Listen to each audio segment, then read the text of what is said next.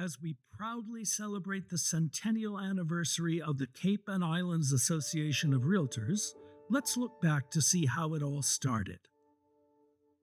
The year was 1926. Calvin Coolidge was president. Our nation was in the midst of the Prohibition era. Al Capone was the most famous mobster, and silent films reigned in Hollywood. In 1926 was also the birth year of Queen Elizabeth, Fidel Castro, and Marilyn Monroe. Cape Cod was a quiet and rustic landscape characterized by remote beaches, small fishing villages, and becoming a seasonal getaway for elites. In fact, it was in 1926 that Joseph Kennedy rented a summer cottage in Hyannisport, marking the start of the family's long association with the area. Cape Cod was a hub for rum runners, as bootleggers used the Cape's numerous inlets and bays to smuggle alcohol, often bribing local officials and even some Coast Guard officers. The railroad was the primary method of transportation to Cape Cod and the islands, as trips from New York and Boston arrived daily. The Old Colony Railroad helped establish summer tourism on Martha's Vineyard and Nantucket. 61 years later, realtors on both islands would merge with their Cape Cod colleagues to create the Cape Cod and Islands Association of Realtors. Back to 1926, the median cost of a house was between $6,500 and $7,500, and a 2,000 square foot Craftsman or Cape Cod style house could be constructed for about $2,500 if the owner already held the land. Home mortgage rates were 6%. Real estate offices opened all over the Cape as if by magic. Cape Cod was experiencing a major land boom, and it was in this atmosphere that 137 men and women interested in the land development formed the Cape Cod Real Estate Board. Forrest Norris, who developed Oyster Harbors, was elected the first president of the new Realtor organization. The board adopted their own constitution and bylaws, received their national charter, dated April 23, 1926, and then incorporated a week later. It cost $50 to join, and the annual dues were set at $50. The Cape Cod Real Estate Board of Realtors survived the Great Depression and World War II.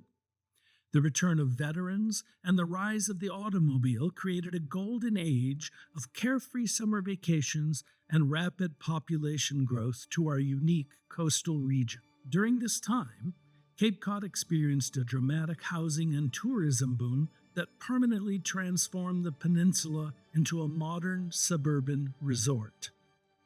In 1956, there was a major development for our association as the multiple listing service was formalized. For decades, our MLS has remained an important tool for our members to share listing information while promoting a level playing field for brokerages of all sizes to compete in the marketplace. In 1967, for the first time in over 40 years, CCIAOR established its first headquarters at 290 Winter Street in Hyannis. With member services increasing, including an educational evening school in 1962, the association outgrew its Winter Street location and found a new home in South Yarmouth at 450 Station Avenue just 5 years later.